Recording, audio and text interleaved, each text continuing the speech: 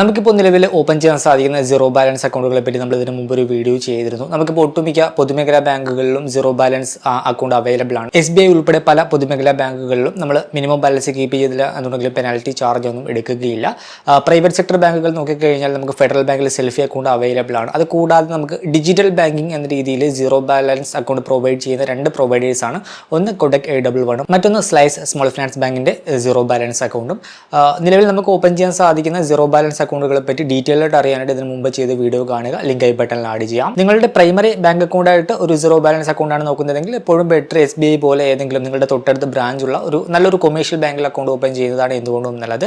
ഇനിയിപ്പോൾ നിങ്ങൾക്ക് primary bank account ആയിട്ട് വേറെ അക്കൗണ്ട് ഉണ്ട്, സെക്കൻഡറി ബാങ്ക് അക്കൗണ്ട് ആയിട്ട് ഒരു ഡിജിറ്റൽ ബാങ്കിങ് സർവീസ് ഒക്കെ നല്ല രീതിയിൽ പ്രൊവൈഡ് ചെയ്യുന്ന ഒരു സീറോ ബാലൻസ് അക്കൗണ്ട് ആണെങ്കിൽ കൺസിഡർ ചെയ്യാൻ പറ്റിയ രണ്ട് ഓപ്ഷൻസ് ആണ്. ഒന്ന് കൊടക് AW1 അക്കൗണ്ടും മറ്റൊന്ന് സ്ലൈസ് സ്മോൾ ഫിനാൻസ് ബാങ്കിന്റെ zero balance account. Kotak AW1 account നോക്കിക്കഴിഞ്ഞാൽ നമുക്ക് സീറോ ബാലൻസ് അക്കൗണ്ട് വേരിയന്റ് കൂടാതെ നമുക്ക് അതിനകത്ത് സൂപ്പർ വേരിയന്റ് അക്കൗണ്ട് ഒക്കെ അവൈലബിൾ ആണ്. അതിനെപ്പറ്റി നമ്മൾ ഇതിന് മുമ്പ് ഡീറ്റെയിൽ വീഡിയോകൾ ചെയ്തിട്ടുണ്ട്. സോ കൊടക് AW1ന്റെ ഈ പറഞ്ഞ പല വേരിയന്റുകളെ പറ്റിയും കൂടുതലായിട്ട് അറിയാനായിട്ട് ഇതിന് മുമ്പ് ചെയ്ത വീഡിയോ കാണാം. ലിങ്ക് ഐ ബട്ടണിൽ ആഡ് ചെയ്യാം. ഇന്ന് നമ്മൾ കമ്പയർ ചെയ്യുന്നത് കൊടക് AW1ന്റെ നോർമൽ സീറോ ബാലൻസ് അക്കൗണ്ടും അതുപോലെ തന്നെ സ്ലൈസ് സ്മോൾ ഫിനാൻസ് ബാങ്കിന്റെ സീറോ ബാലൻസ് അക്കൗണ്ടും തമ്മിലാണ്. ഞാൻ രണ്ട് അക്കൗണ്ടും ഓപ്പൺ ചെയ്തിട്ടുണ്ട്, അതുപോലെ തന്നെ രണ്ട് അക്കൗണ്ടും നിലവിലും കീപ്പ് ചെയ്യുന്നുണ്ട്. അതിനകത്ത് ഞാൻ ആക്റ്റീവായിട്ട് പേഴ്സണലി യൂസ് ചെയ്യുന്നത് സ്ലൈസ് സ്മോൾ ഫിനാൻസ് ബാങ്കിന്റെ സീറോ ബാലൻസ് അക്കൗണ്ട് ആണ്.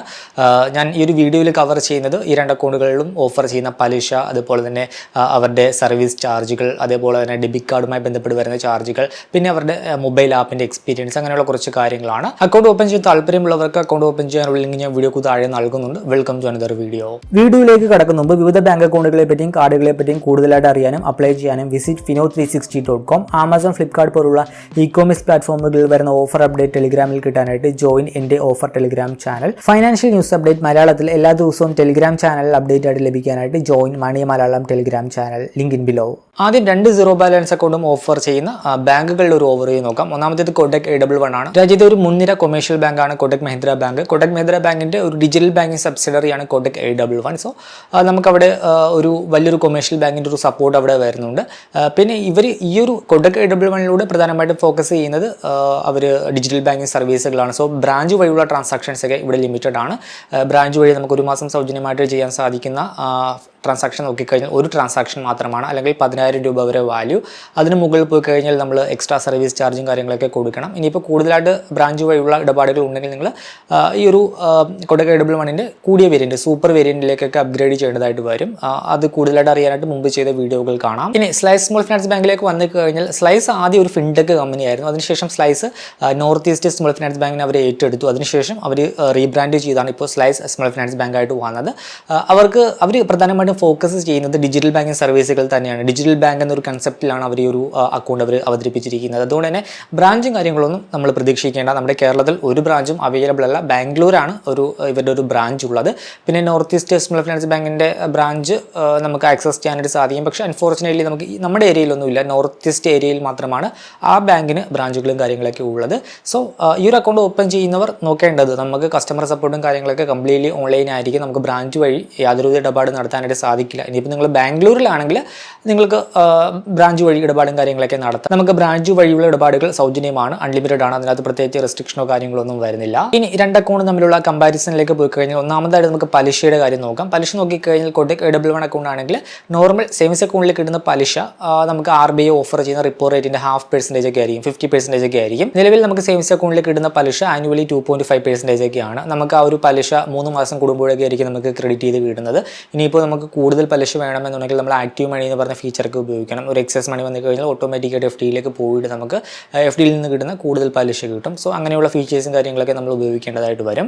അത് ആക്റ്റീവ് മണി ആണെങ്കിൽ ഇപ്പോൾ നിലവിൽ നമുക്ക് അപ് ടു 5.5% വരെയൊക്കെയാണ് നമുക്ക് ഇൻട്രസ്റ്റ് ഓഫർ ചെയ്യുന്നത്. ഇനി സ്ലൈസ് സ്മോൾ ഫിനാൻസ് ബാങ്കിലേക്ക് വന്നു കഴിഞ്ഞാൽ നമുക്ക് കൂടുതൽ പലിശ അവർ ഓഫർ ചെയ്യുന്നുണ്ട്. നോർമലി നമുക്ക് സേവിങ്സ് അക്കൗണ്ടിൽ കിട്ടുന്ന പലിശ നോക്കിക്കഴിഞ്ഞാൽ RBI ഓഫർ ചെയ്യുന്ന റിപ്പോ റേറ്റ് എത്രയാണോ ആ ഒരു സെയിം റേറ്റിൽ തന്നെ നമുക്ക് പലിശ കിട്ടും. ഇപ്പോൾ നിലവിൽ അത് 5.25% ആണ്. സോ നമുക്ക് സേവിങ്സ് അക്കൗണ്ടിൽ വെറുതെ പൈസ കിട്ടാലും അതിപ്പോൾ 10 രൂപ ആയിക്കോട്ടെ 100 രൂപ ആയിക്കോട്ടെ നമുക്ക് അതിന് നമുക്ക് ഈ പറഞ്ഞ 5.25% ആനുവൽ ഇൻട്രസ്റ്റ് കിട്ടും. അത് RBI റിപ്പോ റേറ്റ് ചേഞ്ച് ആകുമ്പോൾ ആ റിപ്പോ റേറ്റ് എത്രയാണോ ആ ഒരു സെയിം പലിശ തന്നെ നമുക്ക് കിട്ടും. അതും നമുക്ക് ഇവിടെ വരുന്ന ഒരു പ്ലസ് പോയിന്റ് എന്താണെന്ന് വെച്ചാൽ നമുക്ക് ഇൻട്രസ്റ്റ് നമുക്ക് ഡെയിലി ബേസിൽ നമുക്ക് നമ്മുടെ അക്കൗണ്ടിലേക്ക് ക്രെഡിറ്റ് ചെയ്ത് കിട്ടും. മറ്റേ അവിടെ 3 മാസം കൂടുമ്പോഴായിരിക്കും നമുക്ക് പലിശ കിട്ടുന്നത്. സ്ലൈസിലാണെങ്കിൽ നമുക്ക് ഡെയിലി ബേസിൽ നമ്മുടെ സേവിങ്സ് അക്കൗണ്ടിലേക്ക് നമുക്ക് പലിശ കിട്ടും. അതിപ്പോൾ നിങ്ങളുടെ അക്കൗണ്ടിൽ ഒരു 100 രൂപയാണ് ഉള്ളതെങ്കിൽ ആ 100 രൂപയുടെ പലിശ എൻഡ് ഓഫ് ദ ഡേ നമുക്ക് ക്രെഡിറ്റ് ചെയ്ത് കിട്ടും. കിട്ടും. ഇനി നമുക്ക് സ്ലൈസിലും ഫിക്സഡ് ഡെപ്പോസിറ്റ് ഓപ്ഷൻസ് ഒക്കെ ഉണ്ട്. ഫിക്സഡ് ഡെപ്പോസിറ്റിന് നമ്മളുടെ നിക്ഷേപിക്കുന്ന എമൗണ്ട്, നിക്ഷേപ കാലാവധി എന്നിവയ്ക്കനുസരിച്ച് അപ് ടു 7.75% വരെയാണ് ആനുവൽ ഇൻട്രസ്റ്റ് ഫിക്സഡ് ഡെപ്പോസിറ്റിന് ഓഫർ ചെയ്യുന്നത്.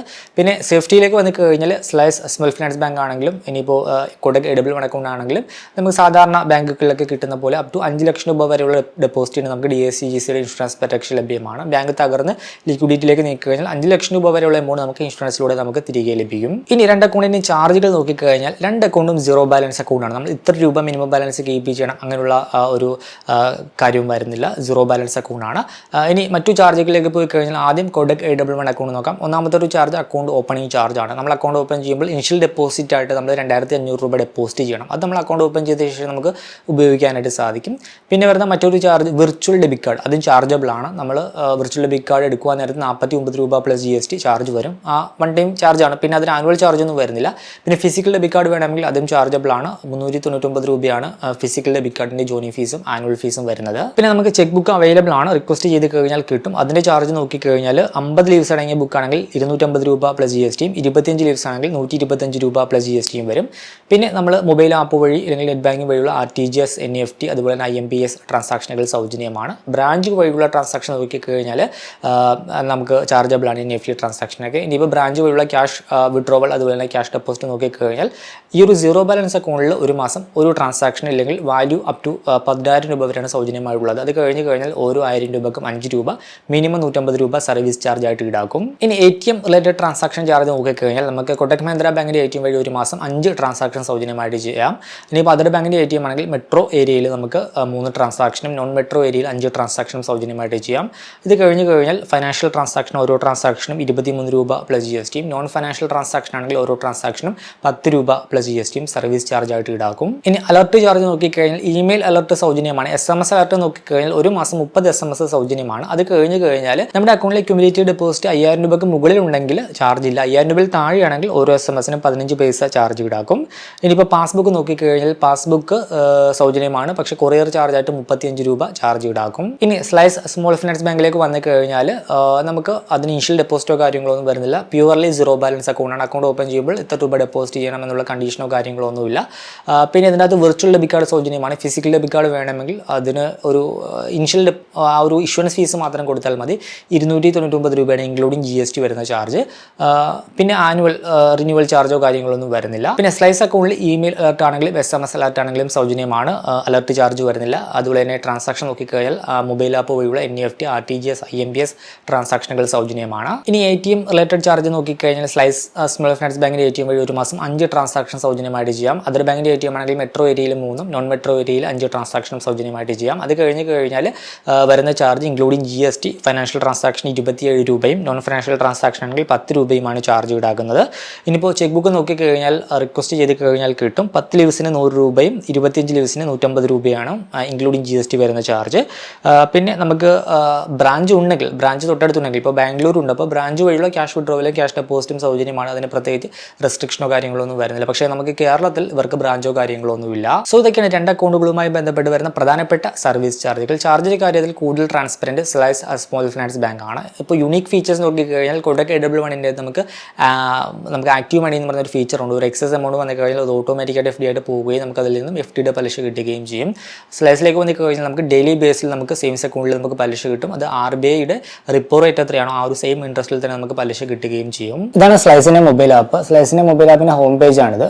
നമുക്ക് ഫസ്റ്റ് നമ്മുടെ സേവിങ്സ് അക്കൗണ്ട് അതുമായി ബന്ധപ്പെട്ട് അതിൻ്റെ ബാലൻസ് കാര്യങ്ങളൊക്കെ അറിയാം. സെക്കൻഡ് ഫിക്സ്ഡ് ഡെപ്പോസിറ്റ് ആണ്. നമ്മൾ FD എന്തെങ്കിലും ഇട്ടിട്ടുണ്ടെങ്കിൽ അതിൻ്റെ മാനേജ്മെൻ്റ് ആണ് വരുന്നത്. തേർഡ് മോണീസ്, ഇവരുടെ റിവാർഡ് സിസ്റ്റം ആണ്. അത് എത്ര മോണീസ് ഉണ്ട് അതിൻ്റെ മാനേജ്മെൻ്റ് ആണ് ഈ ഒരു സെക്ഷനിൽ വരുന്നത്. നമ്മുടെ സേവിങ്സ് അക്കൗണ്ട് എടുത്ത് കഴിഞ്ഞാൽ നമുക്ക് ആഡ് മണി ഓപ്ഷൻ ഉപയോഗിച്ച് നമുക്ക് ഇതിലേക്ക് ഫണ്ട് ആഡ് ചെയ്യാം. നമ്മുടെ മറ്റേതെങ്കിലും ബാങ്ക് അക്കൗണ്ടിൽ നിന്നും ട്രാൻസ്ഫർ ഓപ്ഷൻ ഉപയോഗിച്ച് നമുക്ക് ഫണ്ട് ട്രാൻസ്ഫർ ചെയ്യാം. പിന്നെ താഴേക്ക് പോയി കഴിഞ്ഞാൽ നമ്മുടെ സ്റ്റേറ്റ്മെന്റ് എടുക്കാം, ബെനിഫിഷ്യറി മാനേജ് ചെയ്യാം, നോമിനി ഡീറ്റെയിൽസ് മാനേജ് ചെയ്യാം, ചെക്ക് ബുക്ക് റിക്വസ്റ്റ് ചെയ്യാം, അതിന്റെ മാനേജ്മെന്റ്, ഇൻട്രസ്റ്റ് സർട്ടിഫിക്കറ്റ് എടുക്കാം. പിന്നെ സെക്കൻഡ് ഓപ്ഷൻ എക്സ്പ്ലോർ എന്ന് പറയുന്ന സെക്ഷനാണ്. ഈ ഒരു സെക്ഷനിൽ നമുക്ക് recharge and bill payment options ഒക്കെ ഉണ്ട്. പിന്നെ നമുക്ക് ഓരോ പേയ്മെന്റിനും ഇവരുടെ റിവാർഡ് എന്ന് പറഞ്ഞ ഒരു ഗെയിമാണ്. അപ്പോൾ അത് പ്ലേ ചെയ്യാനുള്ള ഒരു സെക്ഷനാണ് ഇവിടെ വരുന്നത്. അത് പ്ലേ ചെയ്യുമ്പോൾ നമുക്ക് മോണീസ് ആണ് കിട്ടുന്നത്.